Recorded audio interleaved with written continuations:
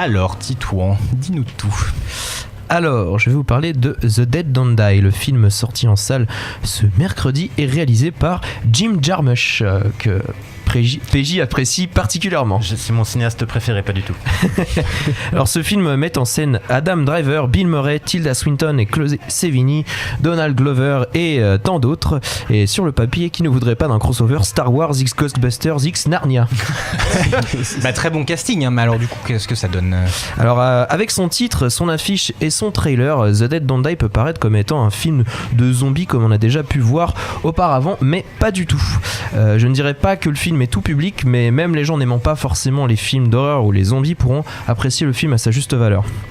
Le film raconte l'histoire de l'agent Cliff, joué par Bill Murray, et l'agent Ronnie, joué par Adam Driver, qui patrouille dans la ville paisible de Centerville. À un moment, intrigué par le fait qu'il fasse toujours jour aux environs de 20h, c'est vraiment le plot, hein. Les deux policiers essayent de se renseigner, mais malheureusement, aucun appareil électronique ne fonctionne. Plus tard, ils découvrent qu'en fait, que suite à la fission des pôles nord et sud, la Terre est sortie de son axe de rotation habituel et s'est inclinée dans l'autre sens. S'ensuit alors des catastrophes naturelles inexpliquées, telles que l'apparition de zombies. Dès les premières minutes du film, d'ailleurs, on se rend compte de la supercherie. Après l'écran noir de l'intro et la musique The Dead Don't Die, le quatrième mur explose après les quelques premières répliques. Alors le script original, malgré quand même un thème qui est plutôt répandu, hein, mais la qualité générale du film, ça ne dit pas si c'est bien ou pas. Alors le style déjà est assez particulier. Alors comme je l'ai dit juste avant, comme j'ai dit juste avant, vous avez pu le voir sur le petit résumé. Le quatrième mur explose dès les premières minutes du film. On est face à un humour absurde, des références à gogo et beaucoup de clins d'œil, mais tout ça est extrêmement bien maîtrisé. Premièrement, la première chose qui saute aux yeux est que le film est assez vide en soi. Vide au niveau sonore, on a le droit à quelques sons d'ambiance et quelques room tones pour habiller tout ça. En plus super sous-mixé. Au niveau image, sachant que beaucoup de scènes se passent enfermées dans la voiture de police, notamment l'intro et toute la fin du film, et aussi en plus vide en termes de volume de dialogue. Le fait d'avoir un film du coup très épuré permet justement au dialogue de ressortir, mais comme il y en a peu, l'effet est encore plus accentué et chaque mot et chaque phrase utilisée est importante. Le jeu des acteurs est du coup sublimé et on redécouvre un Adam Driver dans un rôle un peu plus comique mais toujours extrêmement sérieux.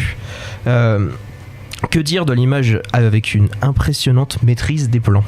Au niveau proportion, on a souvent des plans millimétrés avec des belles symétries et illustrés aussi parfois avec des champs contre champs qui sont plutôt efficaces, surtout quand on est dans des huis clos et souvent dans cette voiture de police qui revient assez souvent tout au long du film. Au niveau sonore, comme je le disais juste au-dessus, l'ambiance générale est assez cheap, ce qui permet de mettre en valeur la musique et les FX. Le comique de répétition avec la musique The Dead Don't Die d'ailleurs fonctionne extrêmement bien, même si c'est plutôt chiant, on va se le dire. Le film est vraiment je l'ai trouvé vraiment excellent dans ce qu'il fait. J'ai trouvé ça drôle. Après, il faut apprécier le style, il faut s'attendre à ce qu'on va voir, il faut vraiment partir sans aucun a priori, mais je pense que ça plaira du coup à un plus grand nombre. Gros coup de cœur, et je conseille vraiment surtout à tous les amateurs tous les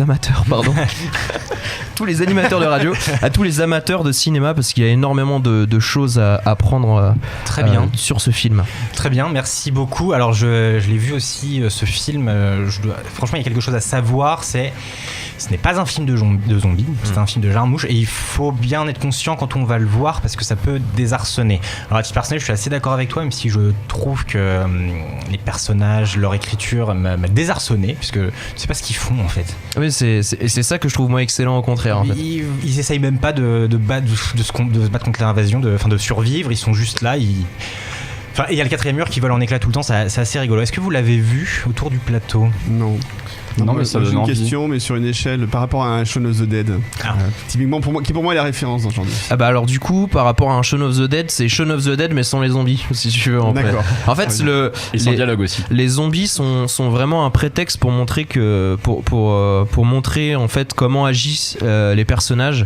D'accord. Et pour mettre en scène tout le côté comique en fait. Donc j'évite de trop vous spoiler parce qu'en fait il se passe tellement peu de choses dans le film que même voilà, vous avoir révélé l'intro, ça vous gâche déjà peut-être 10 minutes du film, donc je peux vraiment pas trop vous en dire. Un film de Quentin Dupieux quand tu décris côté quand même.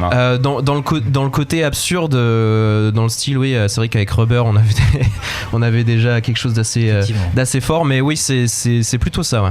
Et c'est bizarre, c'est assez de l'humour français en fait, je trouve, dans l'absurde. J'avais une question justement, si on n'aime pas spécialement le cinéma de Jim Jarmusch, mais qu'on aime bien les films de zombies, qu'est-ce que ça vaut?